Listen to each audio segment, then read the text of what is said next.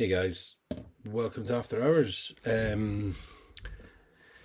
Yeah, a bit of a sad one this week. A friend of mine from rehab, as some of you may know on the Instagram, sadly passed away from alcohol poisoning, cirrhosis. I'm not actually sure the full ins and outs. We hadn't spoken in maybe a couple of months, but that was only a brief text. We hadn't really had a proper conversation in kind of over a year. Um, excuse me. I thought she was sober. I thought she was fine. I knew she had the odd can of Guinness here and there. That's what she told me. So it was quite a shock when her sister called to say that she had passed, and it was due to alcoholism. I was just absolutely baffled. So she was 36, and I just want people to know that this disease doesn't discriminate, and it really doesn't care who it takes. She had a young family, son and a daughter, and yeah, just absolutely devastated in what's left behind. And I know Lindsay didn't want this. I knew she wanted to get sober, but she had things going on in her life, obviously, that she felt the only way she could cope was with drinking, and sadly, it took her. So yeah, if there is anyone out there that's struggling and doesn't think they need help, or does need help, or can do it themselves, there's no harm in asking for help. It's not a weakness. It is just purely gonna save your life at the end of the day. But yeah, so that's kind of what's been going on with me. I think I mentioned Lindsay in I didn't mention her by name, but I mentioned her in Adriana's episode, because Adriana obviously had cirrhotic liver, but stage 1.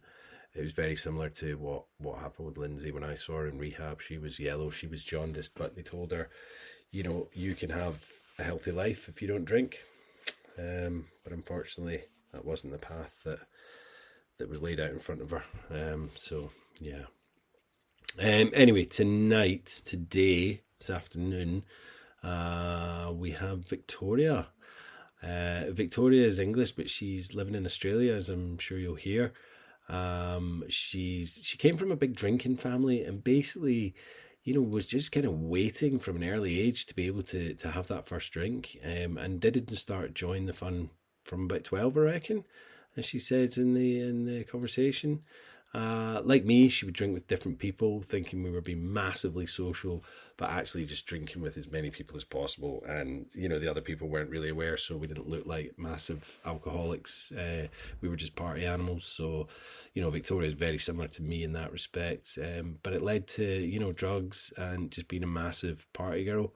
It was the 90s. She was caught up in the whole ladette culture, trying to drink lads under the table, in the 90s, and yeah, then she just kind of went traveling and ended up in Australia. So sit back, enjoy, and listen for the similarities and not the differences, guys. I'll be back at the end to have another little chat. Cheers.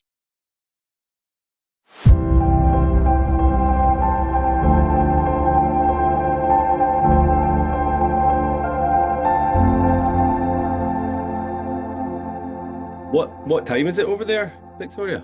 It is 6 p.m. Oh, in 6 p.m. Oh, Australia. it's not as late. It's 9 a.m. here, so we're kind of Yeah, it's quite a got good each other time at actually. a good time. Yeah. Yeah. So welcome to After Hours, Victoria. Thank you so much for giving up your Sunday. Is it Sunday there? Yeah, it's Sunday. Yeah, it is Sunday, Yeah, Sunday you're night. ahead. But tell the listeners where you are. I mean, I'm sure they know, Victoria. You're an absolute legend on Instagram, but Thank you. The legend is, well, I was been more of a legend when I was a drinker, I think that was called. I'm not so much of a legend anymore. An early to bed legend is about as far as I go. But yeah, I'm on the Sunshine Coast in Australia, which is East Coast, just near a place called Noosa, which is kind of more the holiday hub near where I live. But yeah, it nice. is, I hate to tell you, but it is winter and it was about 25 degrees today. I thought you were going to Yeah, say, it's I hate still, to tell you, we're at no, here. No, it's still hotter than it is on the Isle of Man. I think we had it's, 20 yeah. 22 yesterday. ish. Yes. Yeah, so it's Yeah, so it's tropical here. Yeah, tropical weather, which is lovely, but it's getting a bit cold in the evenings, and we have to put a jumper on oh, about 3 times a year, yeah, which is why I moved here. just a little thin jumper though. It's not like one of these big Just a cardie. woolen Aran sweaters. Yeah. Well, so let's just, find out a little bit about Victoria, where you kind of grew up, because obviously your accent's not Australian, is it? And when you had your first drink there. Yeah, so I am from Reading, which is about an hour and a half. Well, depends what vehicle you're in, but it's about an hour out of London. If Yeah, you're walking, it's a lot longer than a that. couple of days. Yeah, It's probably about 19 hours. yeah, So yeah, I'm from a little village actually. I moved around a bit, but I spent most of my drinking years in a little village just outside Reading on the Thames. George Michael died there, a little village called Goring and Streatley on the oh, River Thames there. Yeah, lovely little quaint English village in walking distance of lots of cosy pubs, of course. yeah. And I mean, I grew up in a village outside of Glasgow, and I think that was kind of it was the 90s, so it was kind of, you'd get the older people to go in and get the booze, and then it was Yeah. just kind of bus shelters, parks, and yeah. And so how old were you when you've had your first drink and when you started? So I grew up in a family of big drinkers. Mm, I would say there was never any problem drinking. I wouldn't have described it as that. I still probably wouldn't now. It yeah. was always celebratory, always sort of a frivolous form of drinking where it was at the weekends, at parties. There was never anyone drinking because they were sad. Mm, It was always people drinking because that's how they had a good time. I never ever questioned it, which meant that I never ever made a logical choice about it. I just thought, right, this is what we do. This is yeah. what my family does. I had two sisters and a brother growing up. They were all older than me, so they were all starting out the party a lot more early than I did. So all I wanted to do was to join in what I call the cheerful pandemonium, Yeah. which was just everybody I knew around me from a very young age drinking. Yeah. So I just thought, right, to be accepted and to be loved, probably deep down, if we were going to go proper Yeah. diving deep into it, I thought that if I joined the fun and I drank, therefore everybody would like me and I would fit in and I'd be accepted into my family. So, yeah, I started at a very young age. I think I stole my first bottle of wine out of the garage and downed it at the local recreational ground when I was 12. And I remember being with a mate and she pretended to drink out of the bottle of red wine and I drank the whole thing in about 10 minutes. And I remember standing up and just going, oh, right, this is what they do. And suddenly I didn't have the worries that teenagers often have. I mean, Yeah. that's the problem with alcohol. It comes along at a very, very vulnerable age where, I was probably questioning the way I looked a little bit. I hadn't had braces yet. I still had a bit of a bowl cut. I was overweight and I didn't feel very confident in myself. And suddenly I'd necked this bottle of red wine and I didn't give a shit about anything. Hmm. And I was like, oh my God, this is absolutely amazing. This is why people do this. And then it just became my career from that moment onwards to be the instigator, the bringer of booze, the bringer of fun. And I never ever looked outside of it because that became my entire identity. Yeah. I mean, so many similarities to kind of my career, as we put it. It was just, yeah, that confidence. It's almost like a superpower, isn't it? You just think I can Mm. take on the world when I've got this in me. So it was like for me, it was like, right, once we'd done it, we went to the park, got a couple of bottles of Diamond White, and then it was just like, this has got to be every weekend, And if I didn't have mates, my main core of mates that weren't going out that weekend, if they were maybe doing something else, I would just find other people. So that was it. Yeah. It was always just finding, people that would want to go out and do it. And like you, there was never a problem. My family weren't big drinkers, but there was alcohol about, there was an alcohol cupboard. So it Mm. was just, and like you say, we would see them. So we see them having fun. We don't see the next day the hangover or whatever. There's maybe that little talk of, oh, they're not feeling great. We don't actually know quite how bad it is until we actually get Mm. ourselves. And then Yeah. we just kind of fight through it. So yeah. So Yeah. how did that It's develop through interesting your, how, sorry, go on. Yeah, yeah. yeah. Oh, sorry, I didn't mean to interrupt you, No, but you no. just reminded me there of like how dissolved and how we soak up our habits into that of others Yeah, by surrounding ourselves with different groups of people, like you just said. Like for me, I'd have a mates, and if they weren't going out that weekend, then I went out with another group of mates, and that not only sort of diluted my problem into the people that I surrounded myself with, but it hid it from myself as well, because I just thought, well, they're not going out. I'm going to go out with them. They haven't seen that I've been pissed the night before as well. So there's going to be no judgment. And I'll just go out with that lot. And maybe they think I just drink once a week. I didn't acknowledge that that was happening to me and that I was doing that all the time. I just thought, what a sociable person I am. And look at all the mates that I have. Like I go out with different people all the time. Look how bloody brilliant I am. I yeah. never questioned that perhaps I was doing it so that I could get pissed every night of my life. Yeah, exactly like that. Like when I said it there, I didn't know at the time, oh, I'm just going to do this because I can go at piss. I thought I was like you. I was like a social butterfly. And look at me, I've got all these mates. They weren't like I had my main core friends, but the other friends were just they were just people that I would hang about with, clearly because I wanted to go out and get, on it. So yeah. Yeah. So how did that kind of develop through your teen years? And then did you go straight into work or uni or how was that? Work and uni, yeah, they're sort of like my nemesis back then. I mean, I just became a party animal, Yeah. and that began my recreational drug use when I was about 14. I think I took my first E Yeah. because, my inhibitions were out of the window. I was just a party animal, and party animals took drugs in those days. Yeah. So that led to me, taking lots of coke and ecstasy from a very young age, really dabbling in whatever drugs I could get my hands on because I was already three sheets to the wind, like pretty hammered by the time somebody handed me a wrap of whatever it was. I didn't care. I was going to chuck it down my throat. And Yeah. really Could what be it anything. was that could have been anything. I think I took Viagra once. Somebody had passed me a pill and I was like, oh yeah, I'll take that. He said, oh, by the way, it's Viagra. Yeah, I didn't sleep much that night. Um, Fair enough. Yeah, yeah. Jesus. but yeah, it was all. I do blame alcohol for my bad decision making along those lines as well. It wasn't just me going, I want to take drugs. I don't think I started evenings going, oh, I'm going to go out and take loads of pills tonight. I must keep my voice down a bit because my kids are in the room next door. Well, this is I no, I get what you mean. I mean, mine are just kind of dotting about. I don't think they can hear. But the thing is, when like back in the day, people used to say, oh, you shouldn't smoke cannabis because that's the gateway drug. That'll lead to all the others. Alcohol's the gateway drug. Let's be plain Agree. down the line about that. Yeah. It's like Yeah, nobody because goes, cannabis, you don't lose your inhibitions and go, oh, no, I've smoked a joint. Now I'm going to do a line of coke. It just yeah, doesn't work like that. It just makes you no. go, oh, I'm tired now. I'll have a biscuit and then I'll go to sleep. Yeah, or I'm gonna play GoldenEye on N64 and pass out like with the munchies. Yeah. It's like, yeah, but Yeah. like Yeah. even now you see these memes on Instagram and it's like 2 pints in, let's get a bag. Do you know what I mean? And Mm. that's what Mm. we're all still kind of doing, but they're not doing it without the alcohol. No one's going. No. I mean, don't get me wrong. I think back in the day with ecstasy when we would go clubbing, I would rarely drink on that because Mm. maybe for the come down or whatever. But yeah, alcohol was just a mainstay the whole throughout the career. And like as I Yeah. say, the drugs came and went. And even though I did use NA, Narcotics Anonymous, to kind of get sober and clean, the drugs were never a big problem for me. It was just that Mm. alcohol is a drug, so I was accepted into that, and Mm. it just fitted better with me than the whole AA kind of mantra. Interesting. Yeah, and I think Yeah. it's for that. It's like time and place rather than Yeah.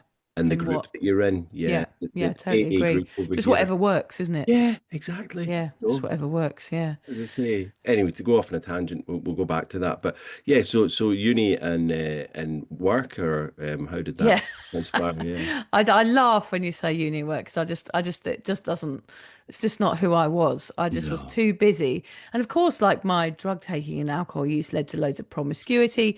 And what you can probably hear very loudly, like a siren, is that it's someone who wasn't taking care of themselves. So I didn't have a lot of self-worth.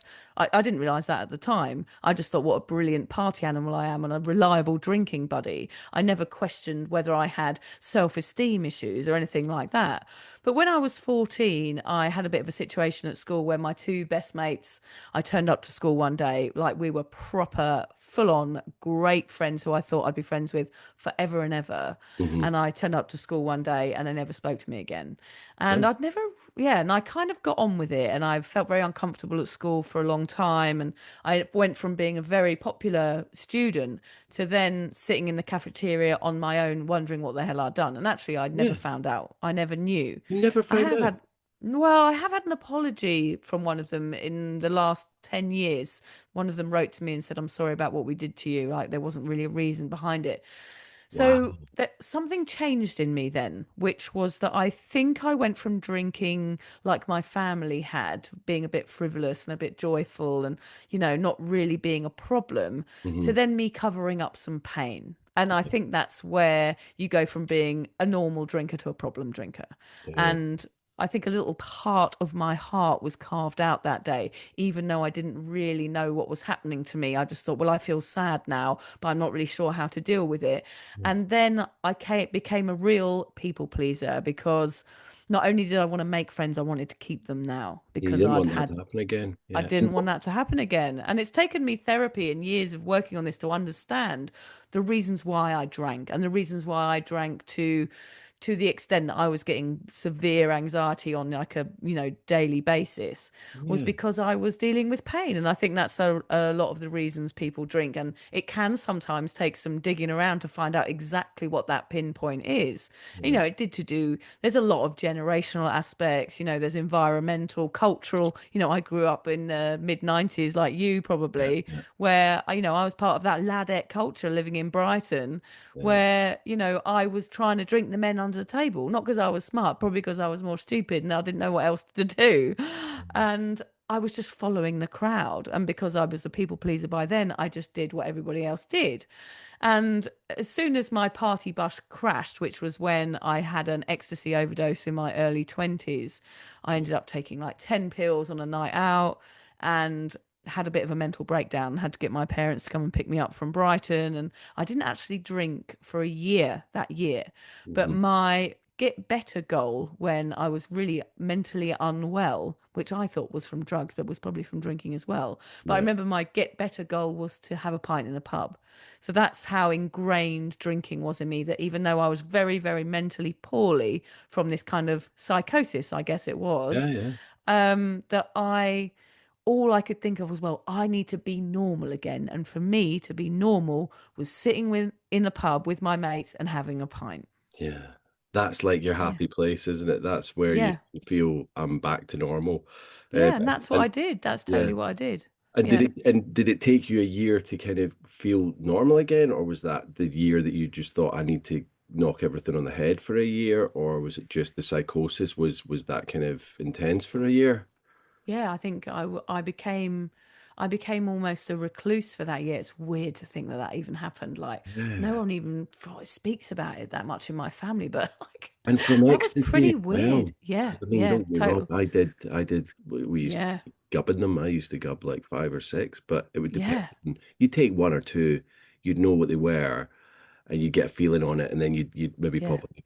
Ten's obviously quite a lot, but I 10 is quite a lot. 10 it's is quite a quite lot. a lot. And I think I was prone to being anxious, like, because I used to wake up and not know what I'd done, because I Yeah, used to black yeah, out every time I drank. I used to get a little bit of anxiety because I'd be like, well, I had this fear of the unknown every time I woke up, like, oh my God, what did I do? Where have I been? Ha ha ha, and laugh it off down the pub with a Bloody Mary the next yeah, day. yeah, yeah, But I think there was a part of me that was feeling really anxious, but then also doubling up on the booze to cover that up as well. So it's like this kind of layer upon layer of bad behavior that yeah, was getting me into trouble and burning the candle at both ends. And if anyone has ever lived in Brighton, they know that that's very easy to do.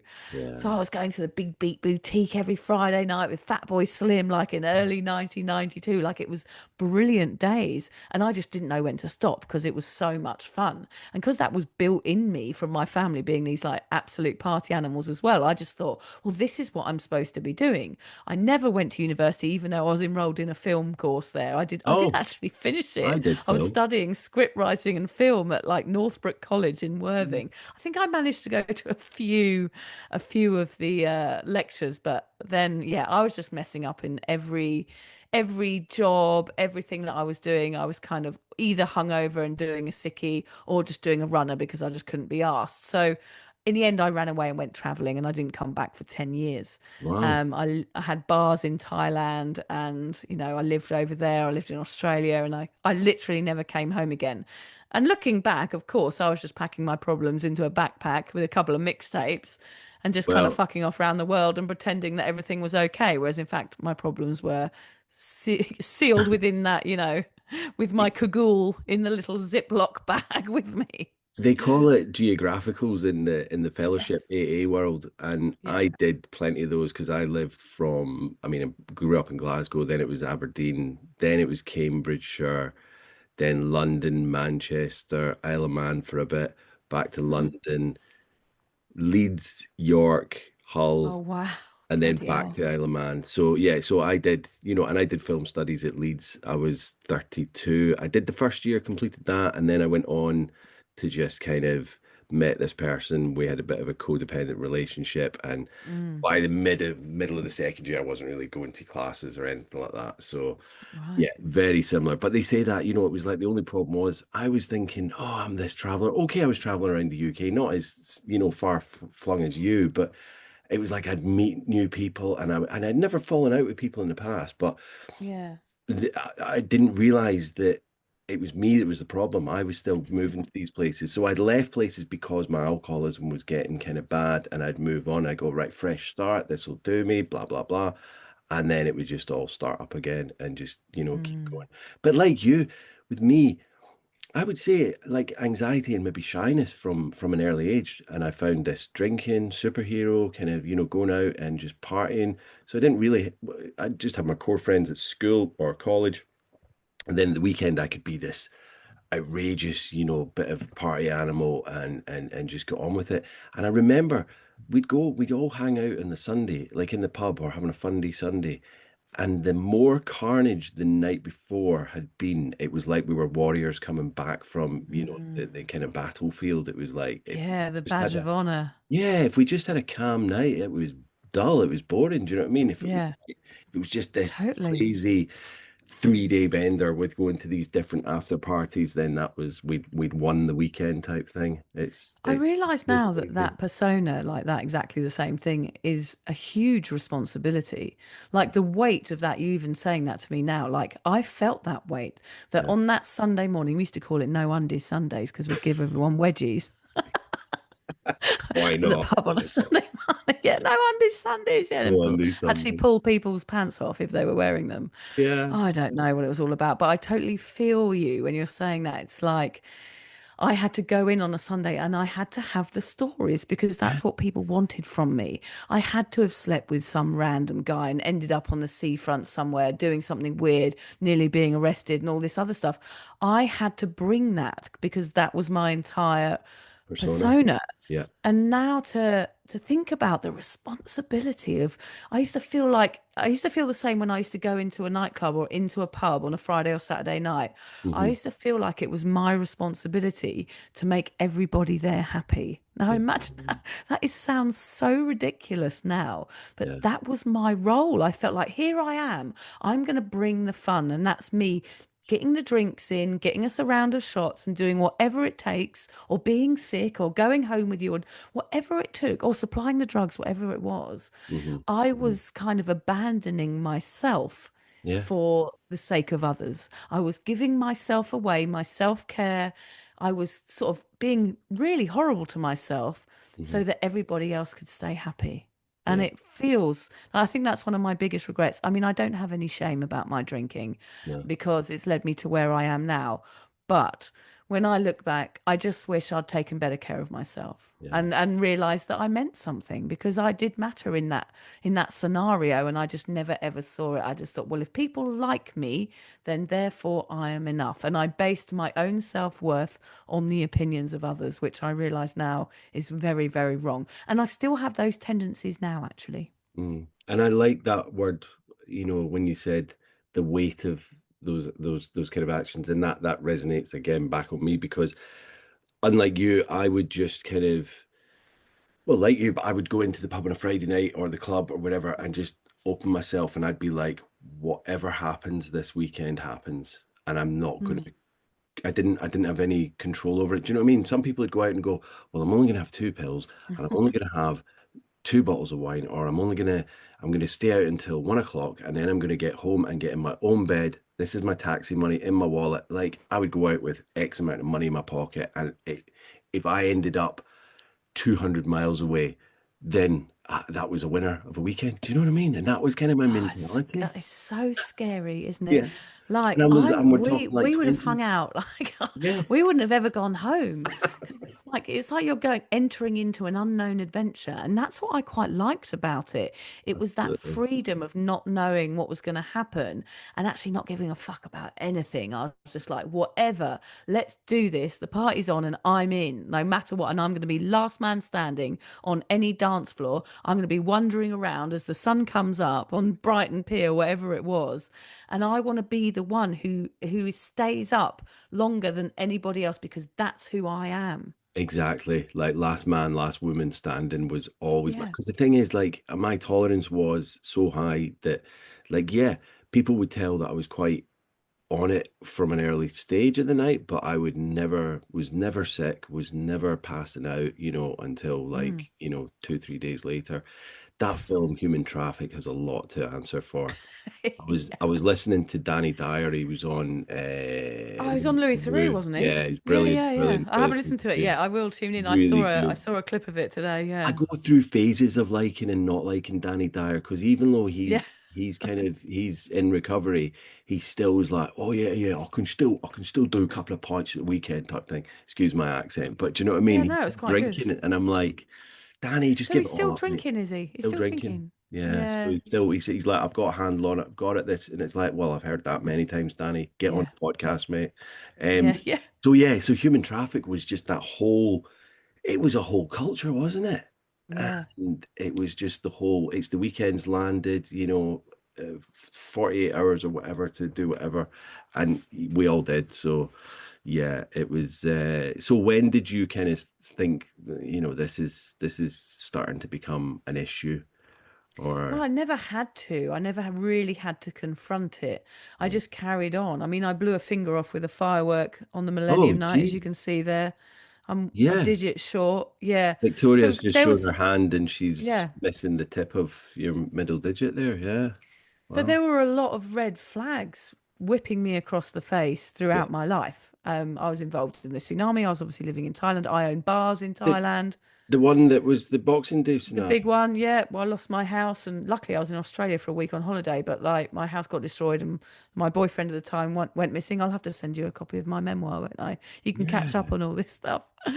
But absolutely. yeah, I basically was going through life, sort of stumbling through. I'm a perfect example of Yeah. that. I wasn't really working. I was getting enough money for the next flight out of wherever I was, finding enough money, enough work to, buy the next ticket. It was pretty chaotic, but for somehow I got away with it for a very, very long time. I ended up in Australia where, I'd had a few failed relationships. I ended up in some sort of violent relationship, which sort of led me to look for something else. I realized that was the kind of pinnacle of me being unkind to myself and getting myself into situations. I don't blame myself for that, of course, but I got myself into a lot of dodgy situations. I went home with people when I was off my tits. Sometimes I didn't know where I was. I woke up in weird places. And I was, generally on that kind of downward spiral. But Hmm. my drinking was very clever, Jimmy, because like basically I did what everybody else around me was doing. And if they weren't doing that, then I moved on to the next Yeah, group of mates, which it sounds like you did a similar thing. absolutely. So it was never, no one ever picked me out of the crowd and went, "Oh, you've got a problem." They Yeah. just went, "Oh, Vicky's a great laugh to hang out with. If you're having a party, she's the one you need there." And when you're involved in that sort of group of people, it's very, very easy for a problem to continue and get ignored, and you sort of fall through the gaps because why would you question it? You just go, well, I'm hungover and I've got to get better, and then I've got to drink again. And Hmm. it's so funny when we do our sober awkward live shows. Hamish and I get our diaries out and we read from our diaries from the 90s, and Hmm. his are from the 2000s. And it's so interesting because I thought, oh, I'm just drunk in the 90s. But when we look through those, it's so interesting because one page I'm like, right, I'm going out tonight. This is going to be fun. and the next day I'm hungover. And even in those early days, there's lists in my diaries from 1999. So I'd be, what, 23 years old. And it's like, I need to get sober. I Right. feel like I'm putting myself at risk. I don't know what I'm doing anymore. And then the next day after the recovery, it's like, right, I'm out going pissed again. So Yeah. already before the Millennium Night, where I blew my finger off with a firework in Koh Phangan, I there was already me questioning my alcohol intake. And Yeah. I think I've been questioning it for a very, very long time, but only very secretly to myself. And it wasn't until I had my first child that there was a very, very clear Yeah. consequence to my very normal, what I call normal, socially acceptable binge drinking habit. What No, it you, was just the yeah. ups and downs of that. Like you're right. Like when you're traveling and you don't have any consequences, it's Yeah. very Yeah. easy for you just to continue that lifestyle and just keep going because you don't know another way of being. And I thought that was normal. And Yeah. I remember when I got to Australia, I was traveling and I met John, who I'm now married to. I've been married for 15 years. And I just thought, my God, what, is so normal. He was just so bloody normal. There was no airs or graces or trying to be a certain way or trying to drink to outdo someone or to be liked. There was none of that pretense with him. I was like, oh God, what's going on here? This person like accepts me for who I am rather than me being this total party animal. Yeah. So I Yeah. kind of had a green light to be myself for the first time actually when I met him. He Wow. like totally accepted me for who I was outside of this what I would call a reputation because Mhm. I was carrying this reputation everywhere I went. It was kind of, I arrived, ordered the drinks, strung up some fairy lights and got a bottle of beer. And it was like, here I am. I could make a party on a pile of mud if I wanted Yeah. to. Yeah. Didn't Yeah. make any difference where we were. I was going to bring it. So Yeah. for the first time, you can hear I live near an airport. I'll let that go over. I don't. I can't hear it. You can't hear it. Okay, yeah, No, it's really no, the loud. mic's It's not my. I've picking it got a up. good mic actually. It's quite. Yeah, Yeah, it's really we're loud on over we're the under phone. a flight path on the Isle of Man, but we don't get many planes, and it's a Sunday. No, It's okay. probably like two Yeah. You planes don't get today. you don't get too many here, but they are No, noisy no. when they come over. Yeah. Yeah, so I kind of had like a carte blanche for the first time to be myself, which was really lovely. And I was like, Yeah. okay, right, actually I'm Peaceful, all right. And peaceful up yeah. it. Yeah, it felt like it's exactly what it was. It Mm. felt like, wow, I can just relax and not have to have the last laugh like Snarf out of the Thundercats. Yes. Sure. Yeah. I was like, oh my God, I can just shut up for a bit and just be quiet and go for walks and be normal. But when I got pregnant, I remember saying to my husband, like, we were married really quickly. We were engaged within 6 weeks. I was just like, okay, this is somebody who I want to be with. And we got married, and my wedding, I was 3 months pregnant on my wedding, so I wasn't drinking. My wedding was actually my first ever sober social event. I had Wow. never ever been to a social event sober. Why would I? Like, what was the point in that?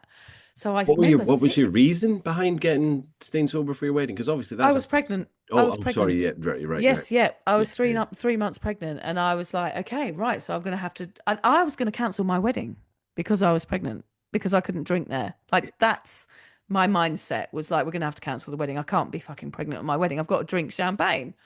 But But no, I what did gets it. me, what gets me, Mm, and every woman that's been on the podcast that has had a baby, they all were having issues before the pregnancy, so they weren't full blown, but they still managed to stop for the 9 months, which is yeah, so yeah. commendable. But it's Well, crazy. Well, I think it depends, doesn't it? I think there's definitely two different types of addiction with alcohol. And I feel like, I wasn't a daily drinker ever. I was Hmm. never, ever, a wake up and have a drink or get the shakes or I Right, was a right. very, very social drinker, Yeah, yeah, never on my own, always with somebody else, which obviously makes the problem carry on longer, yeah, actually. yeah. And I never considered myself to be an alcoholic, as it were. An alcoholic would probably say differently. And I do sometimes attend AA meetings, but I didn't do the 12 steps to get sober. I got therapy. And for me, that type of drinking is almost as it sort of seeps into everything as Yeah, well yeah. because it's so normalized and everybody does it and everybody says it's okay. And especially with mums, I think I had a bit more of a mental addiction over a physical one. If you'd taken a drink out of my hand, I wouldn't have cared, which is I think why a lot of mums can often go, okay, well, I'm pregnant now, I'm going to stop. Yeah, But yeah. then of course, I remember saying to my husband, like after getting pregnant, like, I still want to be me, Hmm. meaning I still want to drink. I wasn't going to let this baby sort of crawl in front of my drinking habit. I wanted to carry on being me, and being me was a party animal. And I Yeah. remember saying, like, I'm still going to go out at the weekends. I'm going to be the perfect mum during the week. I'm not going to drink, but then at the weekends, I want to go and let my hair down. But of course, when I did that, I woke up on a Sunday morning with a newborn baby crying in the room beyond my hangover. And I had the first ever consequence to my very normalized drinking habit. I say normal. I know that my drinking was out of control Yeah. and that my stories are probably a lot more extreme than most. I didn't know when to stop, Yeah. which is another form of saying I was an alcoholic. But for me, my niche and my place is a kind of gap between the pub and an AA meeting, and that's where I focus all of my work, is where people fall through and don't get noticed because they don't feel worthy of help. Hmm. And I Hmm. certainly didn't feel worthy of any sort of help because I didn't feel like my drinking was bad enough. I was like, well, that's an alcoholic and I'm not that, which stopped me getting help for many, many, many years. And it stops a lot of people getting help. So, what I do with Sober Awkward and writing and with all the work that I do is I'm trying to fill that gap between the pub and an AA meeting and push people towards those, towards AA, towards therapy, towards whatever works, as we said at the beginning of the podcast. So I did fall in that gap. Yeah. And I was trying to control my drinking habits at the weekend and I couldn't, which caused me to have a lot of shame and a lot of anxiety because I wasn't able to look after my child on a Sunday, which is why my book's called A Thousand Wasted Sundays, is because I couldn't look after my children. I wasn't functional Hmm. after drinking every single time. And that deteriorated until I had my second child and went out and got massively pissed 6 weeks after she was born. And I wondered, woke up in the morning the next day, still I'd been trying moderation. I'd been trying water between wines for like 4 years since having my first child because I knew I was fucking up. Yeah. And Yeah. then that day I just woke up with massive anxiety again, lying in bed with my finger on my pulse, feeling like I was going to die from anxiety. And I walked into the lounge and said to my husband, I cannot do this anymore and I need help. And I think that is for everybody, no matter whether you're a normal drinker, whether you're a daily drinker, whether you're an extreme drinker or one glass of wine. There is this vast spectrum of alcoholism where we all sit very comfortably on it. And that was the moment that I knew I wasn't solving my own problems and that I needed help. And I think for all of those people sitting on that spectrum, that's the pivotal moment, is when you go, I can't do this on my own. This is not working. And I think, what you're saying there between the pub to the kind of, extreme, like the fellowship and alcoholism. And I hate the word alcoholic now because there was and I was the extreme case. I was drinking vodka in the morning, to Yeah. fend off the shakes and stuff. And I got myself into the fellowship. And for the first year, that was all I lived it, breathed it. When I started there, I wasn't even working, so I had that. It was during lockdown, so I got Mm. sober in August 2020. So I had that kind of luxury of just doing the meetings, doing the 90 meetings in 90 days. But then I started realizing that there's this whole chasm, like that, as you say, the spectrum between like gray area drinkers. Like there was a girl I knew who would only drink a bottle of prosecco on a Friday night, and the rest of the week she wouldn't. And she was a single mum, and if Mm. she for some reason couldn't get that prosecco, she started getting like, oh my god, because her brain was like the muscle memory, Right. where's this prosecco, why is it not coming, why are we not getting it? Because let's be honest, at the end of the day, it's a drug, you know Yeah. and Yeah. we all can be addicted on very different levels of it. For me, like I work for an addiction charity over here, and they do try and kind of promote a moderation. I just, Yeah. for me, there's no way of that. If I was to have No. a beer tonight, it wouldn't take me long before I was back on a liter bottle of vodka, and that's the Yeah. scary thought. It always surprises me that, like that, because I do find that really, really difficult to You would sort of never, process. you would never Like, tell how a do you do it? heroin, Yeah. you would never tell a heroin addict to go and have just a little bit of gear, would you? Do you know what I mean? So it's a bit kind of, Yeah. I mean, I don't want, I understand it's a good message. Like, I can, like, that is a good message to lessen your drinking, of course. But not only are you not going to get any of the benefits of being sober, but you're still drinking. You're still taking into your body a poison that is a class A carcinogen. You know, we don't want to Yes, be yeah. the preachers here, but you know, it causes all sorts of cancers. Obviously, we are hypocrites because we drank it for years. But when you come out the other side and sort of educate yourself on the drug, as it were, things change mentally. It's a really good thing to do, actually, for anybody who's struggling with their drinking habit, is to educate yourself on it as it was a poisonous drug. Yeah. Well, Because we then you had no think, well, idea. moderate. No, I I didn't have didn't any know. idea either. Oh, Yeah. why would I? I wouldn't. I was if someone said to me, "Oh, don't do that. It's bad for you," I would have swigged the bottle in front of them and downed it in one and just go, "Oh, fuck off. What's wrong with you?" Exactly. I mean, I don't know if you were a smoker in those days, and obviously we knew the dangers of those, so we still did it. Yeah, I was like, that's going to be much later on in my life. I'll quit before then. If you told me that yeah, the alcohol was doing the same, I'd have been like you. I'd have been like, yeah, wow, yeah. fuck off. You don't even know. That's not the truth. It doesn't say it on the bottles yet. So Yeah. yeah, It's but bad for us to talk about it now. I sometimes feel like, oh God, people must think we're such hypocrites. But drinking in moderation, it means you're still in the habit. Like you're still yeah, creating the cravings. Like you're still going to be wanting that one drink, even. And then you're still preoccupied with alcohol.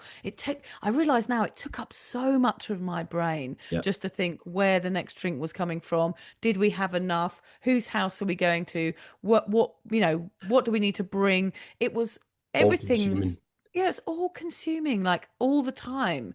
Even though I don't even call myself an alcoholic, but like Yeah, there's the problem right there, was that I was obsessed with drinking, and it was such a part of me that I felt like I didn't know who I was outside of it. And that's what people, when they're trying moderation, forget. It's not about alcohol. It's about finding out who you were before it and who comes after it. And that's the magical process. It's not about choosing, we're going to a pub together, you and me, you're having a beer and I'm having a fizzy water. That is not what sobriety is, or alcoholism. What it is working out who you are now that you don't drink, because that is a fantastic and oh, magical journey to go on, to find out who lies beneath the beer and bravado, who is underneath that party animal. yeah. Like, and that has been absolutely fascinating for me. It sounds quite self-indulgent, but No, it's but it's actually brilliant. it really is. And to go back to like, about the moderation, the drinking in moderation, like that is for you, and I'm sure for me, and I'm sure for you, drinking was about getting completely wasted, using that drug for what it's built for, that what it does. I don't see the point in having two or three. Now I know there are people out there that can have two or three, but why? Mm, What are you yeah, getting from that? Like what? yeah, I mean, are you getting that tiny little buzz and then it's time to yeah, stop? Like, yeah, and if you're getting, what's the yeah. trade What's the off? The point? fact that you're drinking a carcinogen to get that tiny Yeah, little buzz. I'm sure you yeah. can do that kind of naturally as well. Yeah, it's so short-lived. I mean, we had Lee Mack on the podcast, and he did a brilliant comparison, whereas he now gets really worked up and really excited Mhm. about a black currant and lemonade. He says he gets the same feeling, and he goes to the pub, and he's like, yeah, and he sort of builds himself up before he goes out. He's like, I'm really looking forward to it. And he creates the craving for the black currant and lemonade rather than for a beer or whatever. And so when Yeah. he gets to the pub, he's like, I'll have a black currant and lemonade, please, barman. And he's like really excited about it. So it's just kind of a psychological craving that we create that we then Uh-huh. have to fulfill. And that's what a moderate drinker is doing, is saying, well, I'm still allowing myself to have a craving that I'm going to fulfill, which feels nice because I'm answering my need. And that's all Yeah. you're doing. You're still answering your need, aren't you? Which is a habit, which Yeah. is and actually a bad habit, because it's really, really bad for you. And Mhm. the Huberman, I don't know whether you listen to that Huberman podcast about alcohol, where they said, even one glass of wine will heighten your anxiety for 25%. Like you will feel 25% more anxious all the time from one glass of wine. And imagine I was having 10. Yeah. That's why Yeah. my anxiety was so bad. My entire equilibrium of my brain and body and my sensitivity was completely out of whack. So no wonder I was having massive anxiety, because alcohol was just completely destroying my body. And when I look back now, that anxiety that I'm so scared of still, Yeah. Yeah. when you've had anxiety, or you've had, any sort of mental health problems, I think you do spend a lot of your life being scared of going back to that. Hmm. And I recently had some therapy because I was feeling a bit weird and not confident about something. And the lady said, I said, "Oh, I'm starting to get that feeling where I'm scared of anxiety, which kind of, Mm. begins the whole process again. You start to get caught in a circle of panic again. Well, And it's I could like feel double myself, anxiety, isn't it? Anxiety for yeah, anxiety. It's yeah, fear of the fear, totally. yeah, And you sort of exactly. feel yourself getting sucked back into it. Yeah. And she said to me, but you're not that person anymore, Vic. Like you have done the work to stop that process. And I was like, oh yeah, actually you have. And I think that's what sobriety gives you. It gives you the ability to stop their behaviors and make better choices. And Hmm. I don't Hmm. think my head was clear enough until now to be able to make smart choices for myself. I think I've been so sort of kerfuddled with booze for so many years that it had blocked everything, including my creativity. And it wasn't until I stopped drinking that I started writing and doing pottery and doing all the wonderful things that I do now. So I think if you are a moderate drinker, you're not actually going to experience that because you've still got the drug in your body and it's still going to be blocking all of those growths, not physical Hmm. growths, just mental growths or warts, Yeah. that you've Boils. had all of these years. Yeah. So yeah, there's so much to that term moderate drinker because I Ah, know that people want me to go, yay, well done, you're a moderate drinker. Where but I really I'm think in mentally just going, just stop doing that because it's going to be so much better if you don't. I think that's the reason why a lot of these addiction charities and, sober coaches and that want to kind of encourage it because if you're telling someone you can never have a drink again, they don't want to hear Yeah. that. Society Mm. doesn't want to hear that alcohol's the bad big brother. Do you know what I mean? It's the bad friend Yeah. at the party. Nobody wants to hear that because it's ingrained in our society and in our cultures for so long. It's just we can't get away from it. And from to go back to the anxiety thing, I started drinking at 14, so I wasn't developed as a social person or being able to go out and socialize, with friends and things like that. So I used alcohol as a crutch, and then I'd used that my entire life. So when I stopped, it was like, who the hell am I? Who is this Mm. person that's always been trying to get out? And it's been an amazing nearly 5 years kind of learning that and working on that and developing that because yeah, I'm a much better person than when I was drinking, because not just when I was drinking, but when I was hungover and trying to, like you say, angle where we were going and what we were going to do. If we were going out with my ex and her kids for the day, we couldn't go to a cafe for lunch. It would have to be a pub so that I could have a pint. And was she Mm. driving? And could I have two, possibly three? And if I was going up to the bar, I'd maybe have a shot. Do you know what I mean? And it was all consuming. But that's Mm. not okay. I wasn't drunk, but that's not the person that I am now. Do you know what I mean? I've Yeah. got patience. I've got understanding. And patience is something I'm still working on, but it's Yeah. definitely much better than what it was. And I love the person that I am now. I Yeah. obviously there's still Amazing. ups and downs, but Yeah. it's just a better way of living, isn't it? Yeah. And it gives you time. It gives you time to, once that preoccupation is gone, it gives you the time to work out, well, what actually do I enjoy? And Yeah. that can be hard for some people. And I think it's really hard to find a hobby that you like. And it sounds so cheesy whenever we mention it on the podcast. It's like, find a sober hobby. Everyone's like, oh God, what the hell am I going to do? Morris Walking, dancing or hiking, something. knitting, Yeah. crochet. Yeah. But Yeah. actually, do you know what? Like, it's like when people say, what are you going to do now you're giving up drinking? It's like, well, everything else, because Yes. drinking is just one thing, but you Yes. guys are so preoccupied Yeah. with it. That's all you think exists. It's like, well, what Yeah. do you do with your weekends? I do what I want. I just don't, I'm not going to be inside a noisy pub or club where I can't Yeah. hear my friends and they're not even listening to me anyway. They'll wait until I stop talking so that they can tell me what, what, Yeah. what they're wanting to say next. And it's a horrible, horrible existence. But I feel, I've said this a few times, I feel like when you get sober, it's like you've taken the blue or the red pill in the Matrix and you can now see the Yeah. kind of lie for what it is because Yeah. it really is. And Yeah. that's really hard at the beginning because I remember likening it to, when you see somebody hearing for the first time, like when I first went out socially, which is why, our podcast is called Sober Awkward because we stepped out awkwardly from being massive party animals to transitioning into people that don't drink anymore, which Yeah, is the yeah, complete opposite to everything you've ever imagined. I yeah. hated sober people. I certainly didn't want somebody around me that could remember my behavior if I couldn't. So I Yeah, hated judgy sober people more Judgerson. than, Yeah, yeah, I was like, yeah. you do not come near me. You are the most boring person in the world. And I have become everything that I hate. And that can feel really horrible and overwhelming. And I remember going out for the first time and likening it to that, like hearing for the first time and being able to, it's really raw and really overwhelming because not only could I see everything and hear everything, but I felt like I could almost see people's pulses in their necks and hear my own voice and not really Yeah. knowing what to say anymore and having to sort of try and be funny and to try and be still the center of the party, even though I wasn't drinking. And it was all very, very confusing.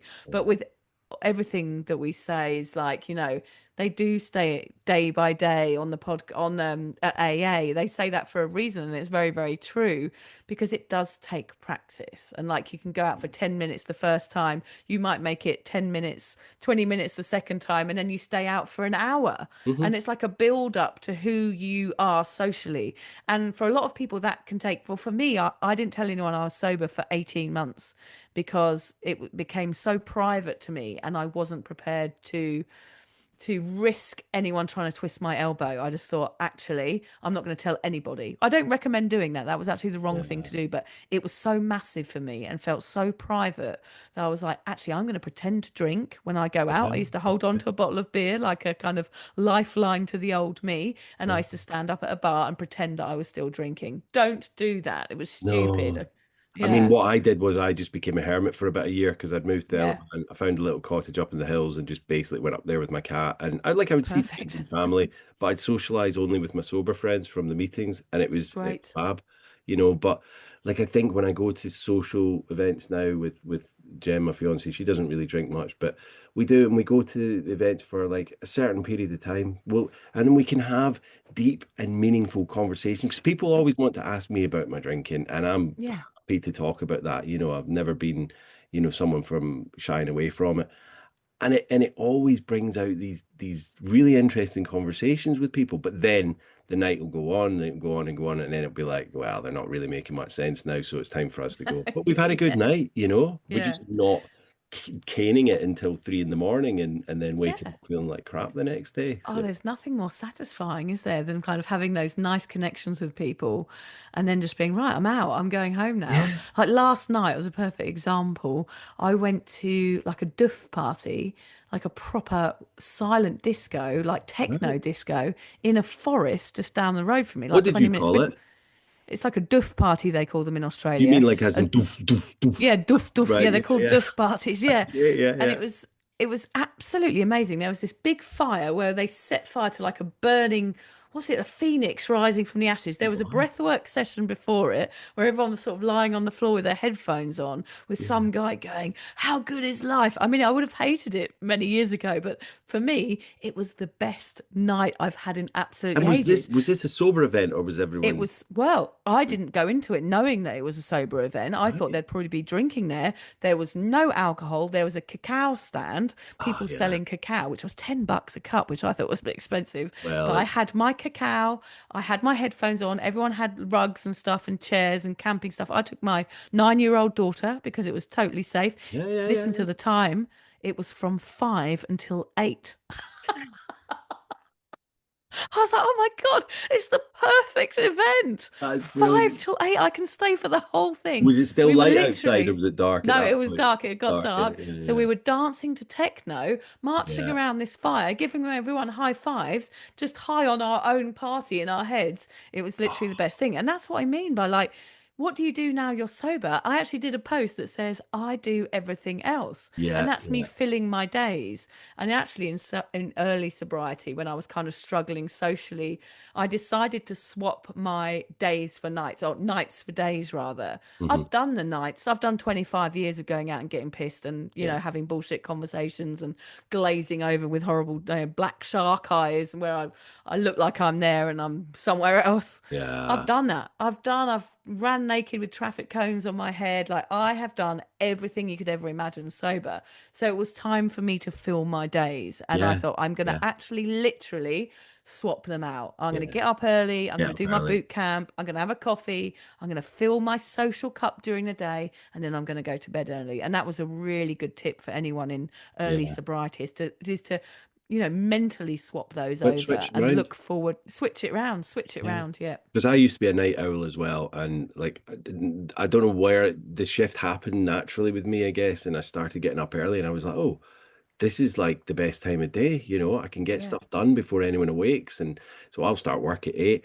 But talking about the cacao, my friend Sam came over to visit. He's on the podcast as well. And he brought some cacao because he'd gone to a similar sober event like Right. yourself. And this was Perfect. over in the northwest. And he went and ordered some cacao, and he said it wasn't cheap, but he brought it over and we did the ritual, and he, for want of a better word, cooked it up in the kitchen. And then we sat down and we did our kind of mantra and our what we were going to do for the day. And he's going to hate it. We're listening back to this, he'll be like, no, no, no, it's the intention of the day. Yeah, that's it. Yes. Yeah. Yeah. and Well then done. and then you breathe it in, and then you drink the cacao, and it was just fantastic. Yeah, I loved it. Yeah. So that Well, it's a event sounds different. amazing. Well, it's just different experiences, isn't Yeah, it? That's what it's yeah. about. It's not about necessarily enjoying everything, No, but it's but trying about it. trying things, trying so many different things until you find things that you enjoy again. And that's taken me a long time. And I will try anything. You know, Yeah, it's yeah. that's what's fun about life is that it is a lot to do out there if you search it out. There's loads of events So that are many happening things. all over the place.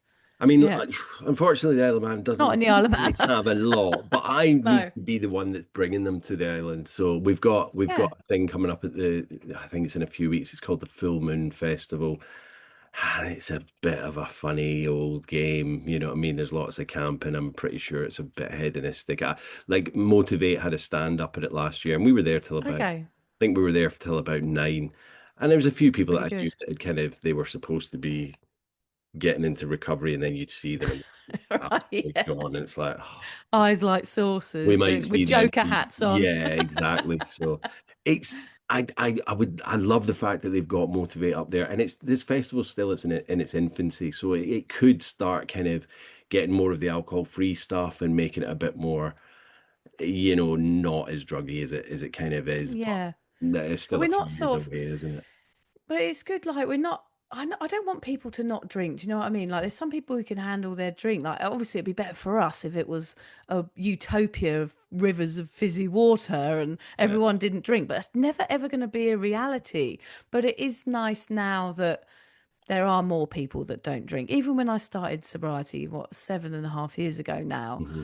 like, it's changed massively even in that time and the Yeah. time that Yeah. you've been sober. Like things are changing. There is this wave of young people, particularly here in Australia, that they don't drink anymore. I mean, it's not a big thing over here for No. teenagers. They go away for their schoolies weekend, which is kind of like Freshers Week in unis in Oh yeah. England, Yeah. Yeah. and they're starting to not drink, and it's to do a lot to do with social media because they don't want to be seen or filmed out Yeah. drinking. They don't want to make mistakes. There's a lot of good stuff online now. Like, I know we hate social media and all that sort of thing, but Yeah.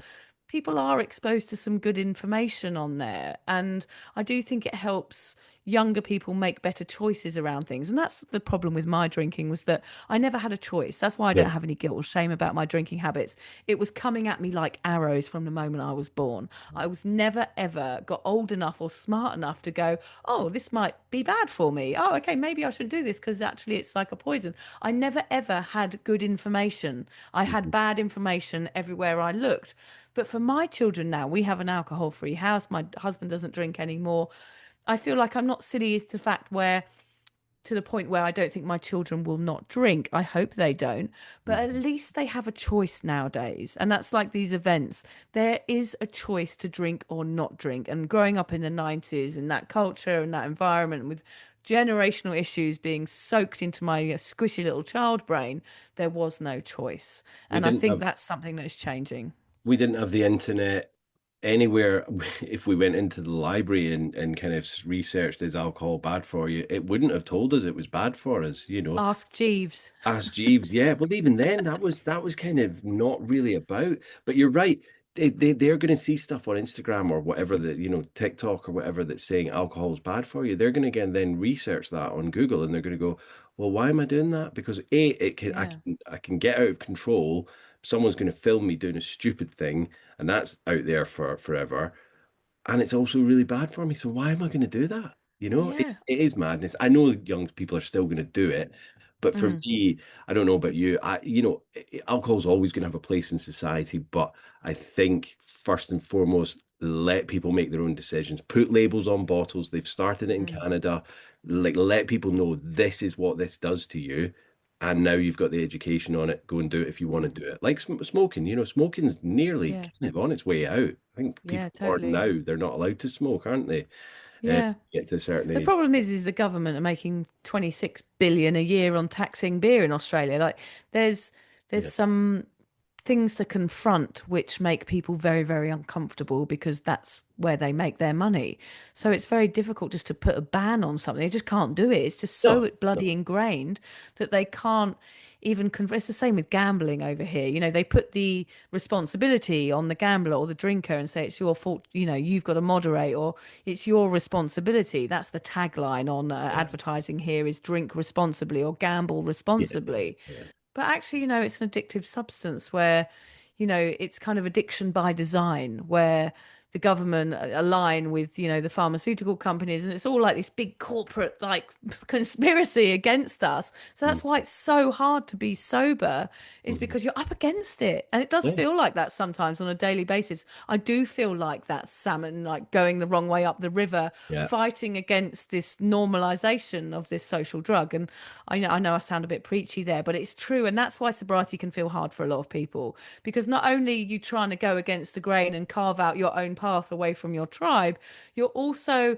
kind of trying to run against the everything you see around you. It's really difficult because everywhere you go, there's bottles lined up on shelves. There's shops selling it. I mean, you don't sell it in supermarkets here, but I know in England Okay. you've got Yeah. Yeah. you go to the shops and there's booze on the shelves. Like it's really, as you Petrol say, like stations. comparing. Yeah, and petrol stations. Petrol Yeah, stations. they I sell mean, it in it's petrol mad. stations in England, don't they? Yeah, Yeah, I 24 forget hour about that. petrol station. So you're on your way home, you've had a bad day, Oh, and you can pop into the petrol station and get yourself a yeah, bottle of vodka and start swigging it on your way home. Obviously, you're not allowed to do that, but people do. yeah. And People but do. also, like what you're saying, oh, of course, they're not going to suddenly outlaw alcohol because the effects that would have, not just on the employees for the alcohol firms, you've got the people that manufacture the bottles, you've got people that work in the bars and the restaurants, in the shops. You know what I mean? That's it's going to have such a widespread panic for people losing jobs in that respect. But Yeah. I'm like you. I mean, I know you said you sound a bit preachy there. I don't care about that because I want people to know that there is this huge big lie and conspiracy. Like alcohol firms Yes. in the UK, they're allowed to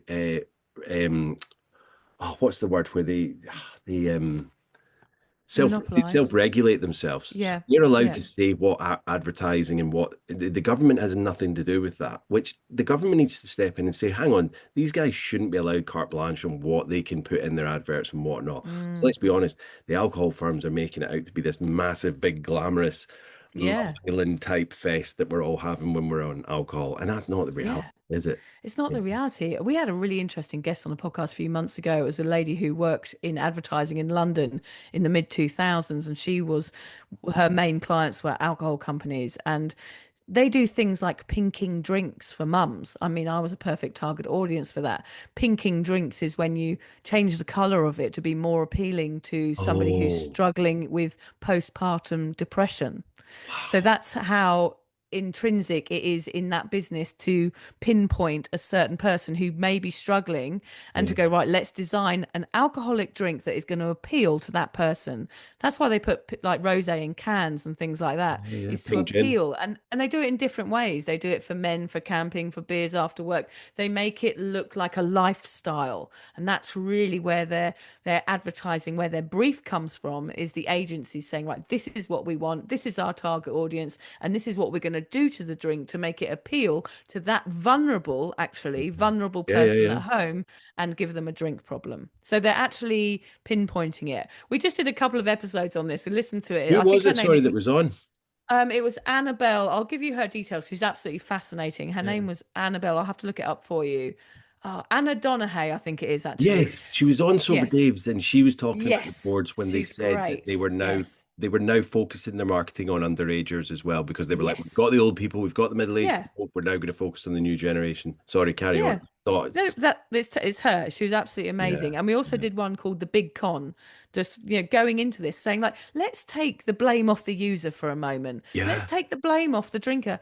And that I know I can do without that shame because actually it wasn't really my fault. And I think that's really helpful for people in early sobriety to just look into all that stuff and sure. maybe place some of the blame outside of yourself. It's not just, I had to take responsibility for my drinking because it was my arm Yeah, coming out of my body and reaching into the fridge and, pouring myself a glass of wine. But I took responsibility for that and I stopped doing it yeah. after months of therapy, of course. But I think also there's this element of like going, look, this isn't all our fault, and we don't have to feel so bad about being over drinkers. Look at the other aspects of it and do the research and educate yourself about alcohol. And it does help lessen some of that shame, I think. Well, I think, like what you're saying there, if you're looking at some kids growing up in a really rough part of, I don't know, say Baltimore in the US, where, there was the crack epidemic really kind of started off, you're not fully going to blame those kids because of the environment that they're growing up in. Look at the environment we live in. Alcohol is Mm. rife, it's everywhere, it's advertised everywhere. They stopped advertising cigarettes probably nearly 30 years ago, and it's only now that people are really kind of starting. It's not often you see people smoking. I don't know what it's like in No. Australia, but Yeah. I rarely see people smoking down the street, but you used to all the time. Alcohol is eventually going to go that way, but it's just going to take a long time, and I Yeah. think I that's mean, it. we're here. We're here at the marching on, aren't we? Marching on. But as you say before, like 7 years for you, 7.5 years, did you say? Yeah, I think 7.5 years So now. I'm Yeah. coming up Nearly, on five, and it's nice. completely changed the landscape. I remember people would like, I didn't care. When people say, "Oh, what are you going to tell people when you're out?" I'm going to tell people I don't drink because I used to have a problem with it, and now this is me now. But like, people would have to have excuses like, "Oh, I'm going to go for a run tomorrow," or "I'm on antibiotics," and it's like that whole mantra has changed now because people still Yeah. use those, but not as often. People are just like, just tell people you're sober, and Yeah. actually it'll open up a really decent conversation. And if they don't Yes. accept it, tell them to F off. Uh, Yeah, I love that. Just telling people you're sober. I mean, yeah, that's it. It's enough. It's a backstory there. Like there's yeah, reasons for it, and it's a really nice way to actually start a genuine conversation. I without just a doubt. love. I love telling people I'm sober now, and I'll shout it from the rooftops because it is such a interesting, fascinating, and it never ends my joy for it. I mean, I've been Uh, doing this sort of work for 7 years, as I said, but like I'm still 100% fascinated with it as looking at it from this perspective, like we're talking about now in the government and all these other kind of weird ways that it's crept into everybody's lives and we almost accept it as part of modern culture. Whereas in fact, if you have that conversation with anyone, they will know somebody that has a massive problem with it yeah, without and a their doubt. brother or their sister or their granddad died. It is not a rare thing for everybody that you speak to have a problem with it. And, that's why it's important to do like your podcast and my podcast and to Yeah. keep talking about it so that people can understand that, it's it's okay to quit. It's not only okay, it's actually you're going to absolutely love it and it will be the best thing that you ever do. Yeah, it's not And it's this like, hard to say to tell people that. like, I remember some people actually, I think, physically like felt sorry for me. Like at the beginning, Yeah. they're like, "Oh, so you're never gonna drink again?" I'm like, "Yeah, no. Do you know what? And it's okay. Get in. The water's sweet as. I love it. Yeah, And also, totally. you know what? Hopefully, I'm gonna live longer because I'm not poisoning myself every day with this carcinogen. So, like when I first, Imagine if we'd heard ourselves though. Imagine oh, if oh my God, we would have hated. I would have been like, who is this yawn, tosser? Like yawn. this Yeah. person is like my worst person ever. It's So I so get weird. I get that people can be like, "Oh my God, here he goes, droning Yeah. on again." And Jen, I mean, she's long suffering. She must be like, "Oh my God, here he goes again." But Yeah, like, shut it's when up. I meet new people and I start telling them, and then hopefully I'm quite interested in the way I tell the stories and that. But I think people are they're coming round to it a bit more because even like when I first met all Jen's friends, they like a drink and stuff. So it was fine to meet them and then they were all interested. But like you said, some knew people in recovery, some people knew people that were, struggling with addiction, and this, that, and the other. So it opens up whole new kind of conversations and stuff. Victoria, if you could go back to like when you had your first drink and you could take Mm. the path that you're on now or a path where you never drank, which one would you take? I'll definitely take the same. I would have still drank Yeah, because, yeah. I think you yeah, answered that earlier on in the yeah, I yeah, did. Yeah, I exactly. just, why would I change who I am? I wouldn't have Yeah. had this.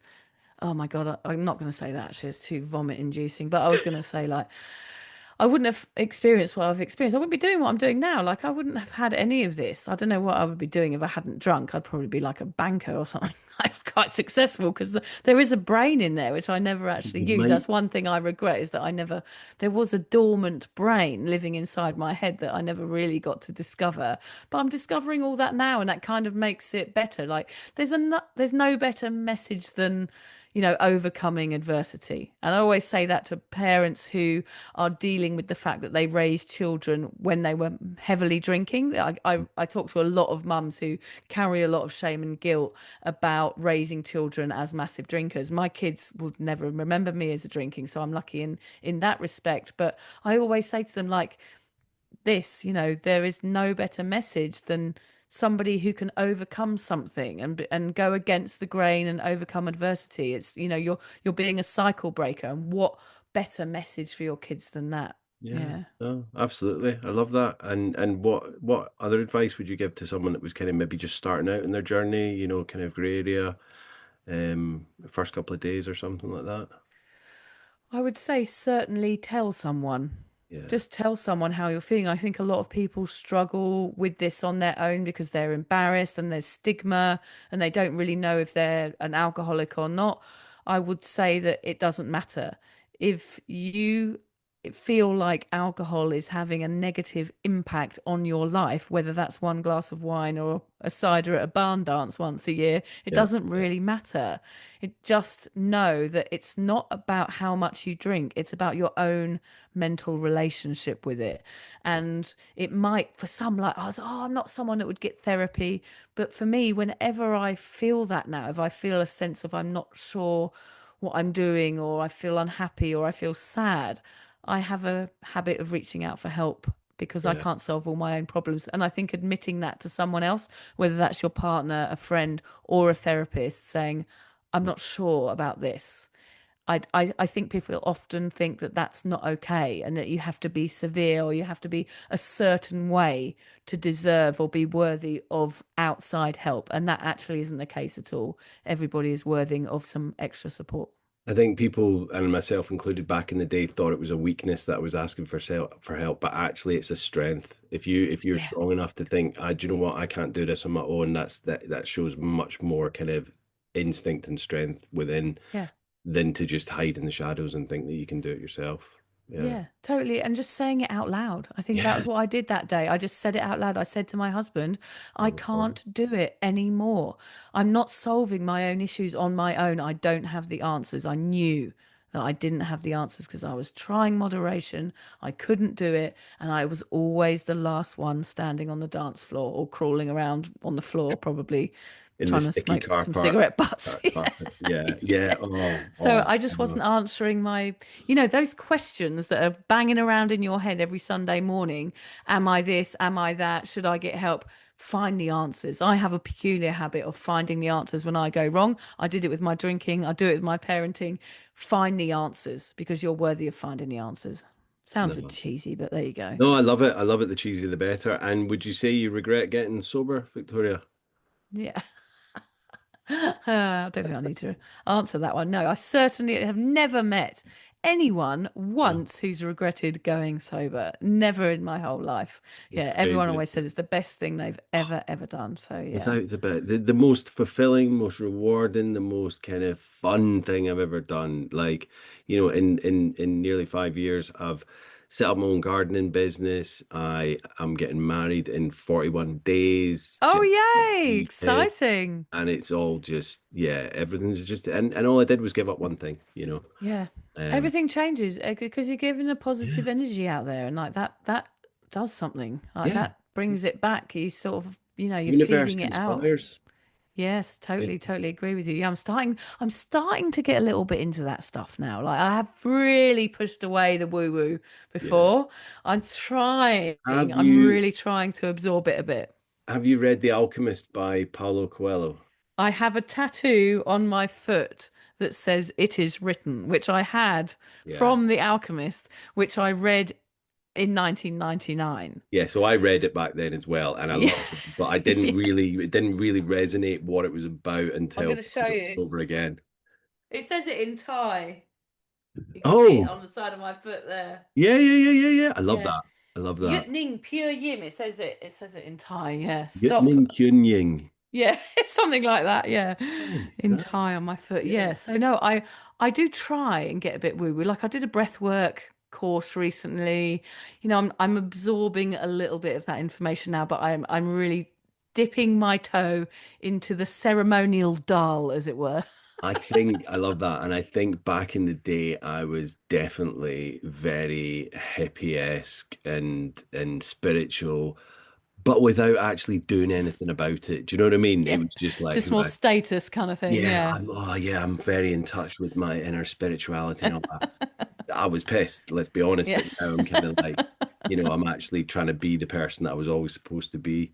Yeah, Victoria, amazing. have you got any recommendations on either kind of, you can obviously recommend your book as well, but I will put that in the Of show notes, course. or a Yeah. recovery type film that you've watched, read recently. Oh, what's the one with wait, you're gonna have to edit this because I'm not gonna be able to remember his name. It's a Go on, I'll Google it while perimenopausal we're on. trait. I think it's called The Ritual. Oh no, what's it called? Stephen Graham. Oh, the virtues, the series. Yes. I Yes, yes. loved the virtues. I mean, there's a drinking scene in that. I think it's one shot. He does a lot of stuff that's one shot. You're a filmmaker, like, Yeah, I'm well, I so never into finished, like but let's be honest, yeah. yeah, I never finished it either. But my book has now been optioned by a production company. So, Oh, like, hopefully, yeah, I can be involved in some of the script writing for that. So, yeah, we'll see yeah. what happens. Yeah. That's exciting. So, but yeah, the virtues with The Stephen virtues. Graham, that there's a drinking scene in that where he's been sober for a bit and he goes into a pub and he has a pint. It's just this one pint. And from that one drink, the evening spirals completely out of control. And he's like doing coke in the toilets, and then he wakes up in his own vomit. And I resonated with that like Yeah, beyond belief. It's a really confronting and harrowing scene, yeah, but it's just spot on. I was like, oh, that is absolutely brilliant. And Leaving Las Vegas is a brilliant film about alcoholism as well. I love intervention. I'm obsessed with watching anything about alcohol. And I sit throwing socks at all television programs when they glorify the wine drinking. I'm like, stop doing that. So I'm the same as you, but I think the virtues came out before I got sober, and I loved everything that what's his name? Because he did This Is England, and Shane Meadows. Shane Meadows did virtues. Shane Yeah. Meadows was an old friend of a friend from Oh college. wow. Yeah, yeah. Because I I went just to a film college. Yeah, he was amazing. He hasn't done anything for a while, has not for a he? while, so he must be brewing something up. But he I like hope everything so. he touched, I watched, and then when I saw the Yes. virtues, I was like, that's a bit too close to home. So I actually Yeah. only watched it again last year because I'd watched Adolescence with Stephen Graham, Yes. and that kind of spurred Amazing. me on to do virtues, and I thought this is just amazing. It was such a Have you watched Boiling Point yet? yeah, yeah, yeah. Yes, that's Watch the another good original. one. Watch the original. Haven't watched the series. Yes, no, I watched the original. I watched Yeah, yeah. So the yeah, film that's was one shot as fantastic. well. But Yeah, yeah, there's a series out now of it, is yeah. there? It's on the Yeah, iPlayer, I okay. think, but I haven't got Okay, round we to could that talk yet. about this for ages. This is like my Exactly. favorite topic. Have you seen the Outrun? Amy Uh, Liptrot's book, and they've done the film now with Saoirse Ronan in it. It's fantastic, and it's I very. think I might have seen it. What's It it was out, it about? was out last year. It's just about a girl, Amy Liptrot, the author. She comes down from Orkney to London and I've watched it. Yeah, uni. yeah. Yeah, and it's just a I imagine that's a bit like really where good. you are there in that cottage in the middle of Yeah, nowhere. Yeah, exactly. it's It brilliant. I watched was. it recently. Yeah.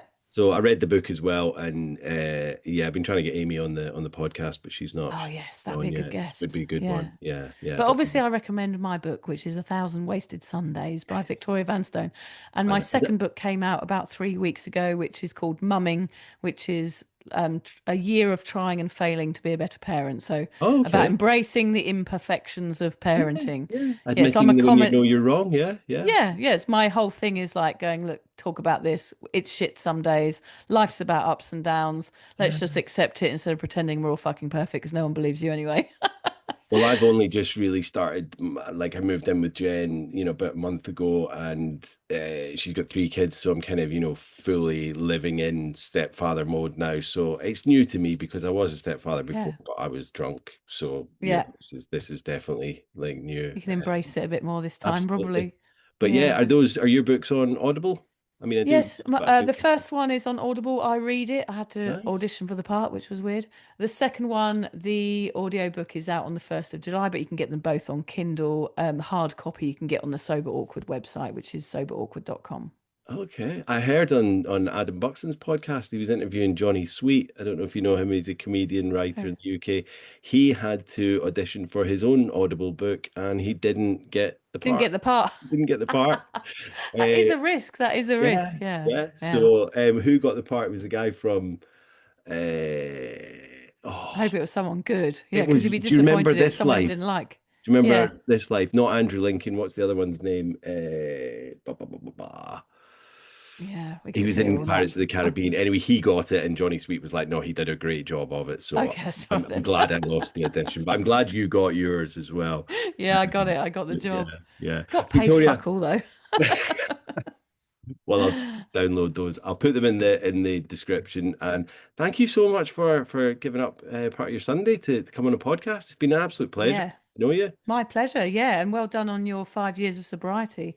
Thank Good you. Thank work. you. Yeah, Thank I you. know And it's you when huge. you're 7.5. Yeah. 5 years is a Yeah, big milestone. I'm excited about it. I normally yeah. do a barbecue because it's in August. So I'm not sure what we're Nice. doing this year because we're getting married at the beginning of August and Yeah, wow. birthdays and stuff. So Yeah. Well, got a have an lot. amazing wedding. Yeah, thank you. Thank you. And Yeah. we'll chat again soon. All right. Cheers, Victoria. Thanks, Jimmy. Bye. Bye bye. Bye bye. Yeah, thank you, Victoria. Just a really, really lovely, and passionate conversation about so many different things there. It was quite a kind of scary kind of life for her to begin with, stumbling through, chaotic and dangerous situations, and then having her first sober event, at her wedding, just because she was pregnant. Which kudos to you, but it's like, thinking back, like I didn't have many sober events. I don't think I had any until I actually got sober. So